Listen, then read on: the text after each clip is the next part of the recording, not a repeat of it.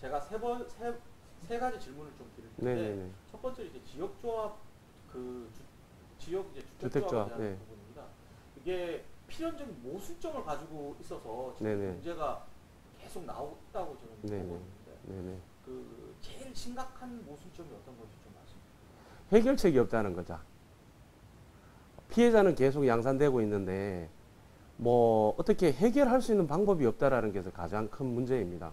그래서 뭐 관에서도 그렇고 왜 그러냐면 가장 근본적인 이유가 이건 민사적인 계약이거든요. 민사적인 계약에 어찌됐든 분양계약서상의 글자가 작든 어쨌든 간에 본인이 확인하고 사인을 했다라는 거죠. 실제적으로 확실하게 본인이 봤는지 보지 않았는지 설령 본다고 하더라도 이게 전문적인 지식을 갖고 있지 않은 일반인들은 봐서 몰라요. 봐서 모르기 때문에 응당 당연히 일반 주택처럼 우리가 보통 이렇게 아파트 청약하면 당첨돼서 계약금만 납입하면 당연히 그쪽에서는 책임과 또는 의무를 다해줘서 아파트를 지어줄 것이다 라고 생각을 하고 사인을 했는데 아닌 거야. 이거는 아니고 자기가 오롯이 다 책임을 져야 되는 거죠. 이 부분이 가장 큰 이 지역주택조합 문제점의 핵심이에요, 사실은. 지금 현재 이제 지역주택조합과 그 다음에 아파트 시공사 간의 갈등이 이제 울산 같은 경우는 전반적으로 퍼져 있습니다. 근데 이제 서로가 서로에게 지금 책임을 미루고 있는 상황이고 뭐 집회라든지 뭐 그런 조치들이 계속 이제 갈등이 나오고 있습니다. 이런 부분에 대한 그 핵심적인 근본적인 원인이 방금 말씀드렸다시피 사업의 시행 주체가 누구냐는 거죠. 사업의 시행 주체가 우리가 보통 일반적으로는 통상적으로 뭐 대우라든지 뭐 삼성이라든지 삼성 레미안이라든지 뭐 우리가 현대 아이파크라든지 이런 뭐 포스코라든지 이런 보통 이제 큰 회사들이 보통 시공사로 참여를 하고 우리가 IMF 전에는 그때 시공 시행을 다 했습니다만은 IMF를 지나고 나서 시행은 다른 부분으로 가고요. 독자적으로 시공은 다른 부분으로 가서 시행사가 땅을 지주작업이라고 하는데요. 땅을 어떤 식으로 매입을 해서 시공사에는 그 브랜드만 빌려서 도급을 주는 형태였단 말이죠. 근데 지금 상황에서도 그거에 마찬가지인 게 뭐냐면 시공사는 시공만 참여할 뿐이에요. 근데 여기에는 일반 주택하고 틀린 게 뭐냐면 시행사가 없어요. 책임지는 시행사가 없어요. 이분들이 말씀하시는 건 뭐냐면 그 사업 대행하시는 분 있잖아요. 일을 추진하고 이렇게 모든 핸들링하는 그 사업 대행하시는 분이 있어요. 자, 그분들이 사실은 원인이고 그 사람들이 주체임에도 불구하고 법적인 문제에서는 다 그분들은 아무 문제가 없어요. 그 사람들은. 실제적으로 사업 시행을 하는 걸 누구냐 하면 조합원이라는 거죠. 계약자 조합원이기 때문에 모든 책임을 조합원이 져야 하는데도 불구하고 모든 시스템이 그렇게 돼 있어요. 조합원이 져야 되는데 이 조합원들은 왜 우리가 져야 되는 거냐? 우리는 계약금 납입하고 사인한 것밖에 없다라고 이해를 하는 데서 이제 이게 가장 큰 문제가 생기고 있어요. 아까 전에도 말씀드렸지만 지금 이 부분이 해결이 안 되는 근본 원인이 뭐냐면 그럼 책임 주체가 책임을 져야 되는 사람이 누구냐? 지금 공사가 스톱이 되어 있는데 가지 못하고 있는데 이 원인 즉 뭐냐면 못 가는 이유가 토지를 아직 못 사서라면 그 토지를 사야 될 주체가 누구고 또 공사를 하다가 중단이 됐다라면 만약에 뭐 공사비가 지급이 안 돼서 중단이 됐던 이러저러한 이유로 중단이 됐다면 그렇게 이 솔루션을 갖고 풀어야 되는 사람이 누구냐? 이건 사실은 정말 미안한 말이지만 이 시스템은 조합원들한테 책임이 있다라는 거죠. 그런데 이제 조합원들 입장에서 이제 항변하는 부분은 우리는 몰랐다. 그냥 사인만 하고 일반 청약하듯이 했는데 왜 우리한테 이걸 갖다가 다 뒤집어 씌우느냐.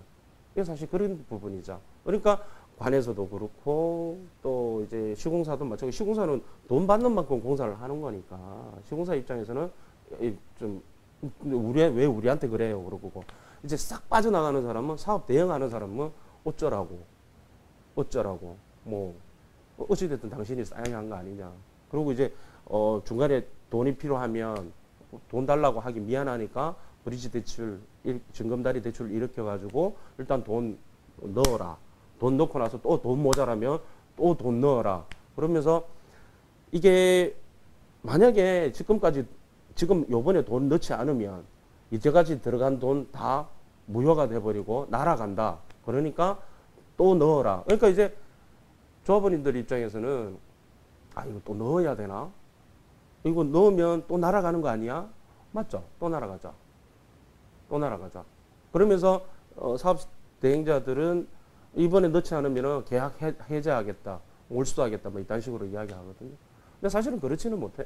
그렇게는 못해요. 몰수할 수도 없고 안 되는데 문제는 뭐냐면 그 돈들이 다 유용이 돼버리고 다 써져 버리면 뭐 설령 그 사람들이 책임이 있다 하더라도 그 뭐 어떻게 돈이 없는데 돈이 없는데 어떻게 받을 거예요? 그런 문제입니다. 사실은 이게 핵심이.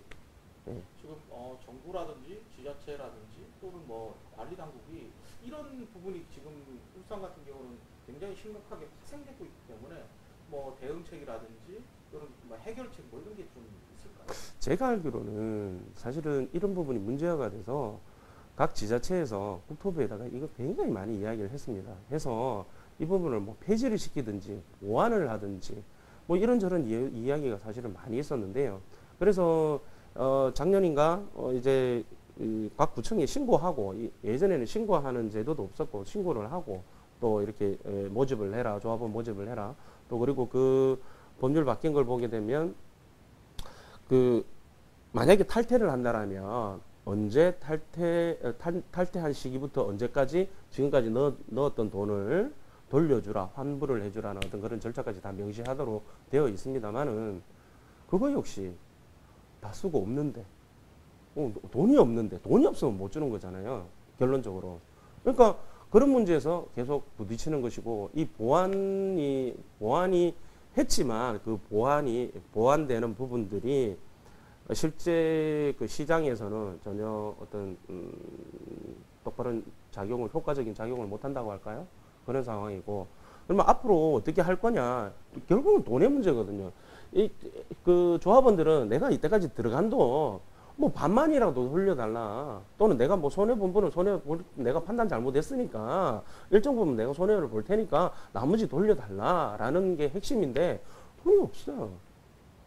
돈이 없기 때문에 또는 돈이 있다 하더라도 토지 사용하는데 묶여 있다던가. 그죠? 왜냐면 그 토지를 95% 확보를 하기 위해서 계속 토지를 매입하는 과정에서 그 돈이 어찌됐든 그분들한테 다 넘어갔는데 그분들한테 우리 사업을 안 할 테니까 다시 돈 돌려주세요. 안 되잖아요. 그거. 그러니까 돈이 어떤 식으로든지 다 뭐 사용이 되어버리고 뭐 또 뭐 용역을 한다든가 뭐 설계를 한다든가 지구단위 계획을 한다든가 용역을 한다든가 이런저런 이유로 어찌됐든 집행이 될 거고 월급이 나갈 것이고 직원에 돈이 없어져 버린 거예요. 돈이 없어져 버렸기 때문에 돈이 있으면 그걸 뭐 압류를 걸어서 재판을 과정을 거쳐서 이렇게 돌려받는다든지 할 건데 돈 자체가 없는 거예요. 없으니까 해결 방법이 사실 없는데 그래서 제가 항상 이야기하는 그 기획부동산은 뭐 또는 토지 투자 같은 경우는 자기가 나중에 공부를 해서 뭐 이렇게 알게 되면 빠져들지 않는 부분이 있는데 이 지역주택조합은 굉장히 위험한 게 일단 발을 들여놓게 되면 헤어나올 수 있는 방법이 정말 없어요. 그게 저도 참 답답하고 그래서 항상 제가 이야기하는 게 예방이 최선이다. 가입을 하지 않는 게 당연히 최선이고 가입을 했다라고 하면 진짜 사실은 빠져나올 방법이 사실은 없다. 그리고 또 가입을 했더라도 빨리 가서 좀 뭐 가입자를 대체를 해달라던가. 사실은 안 되거든요. 안 되는데 가입자 대체하는 경우도 있어요. 왜냐하면 자신들이 좀 잘못한 경우에는 어찌됐든 또 암암리에 또 그런 경우들이 있었어요. 예, 마지막으로 이제 그 지역주택조합 가입을 고려하고 있는 네. 그 소비자들에게 네.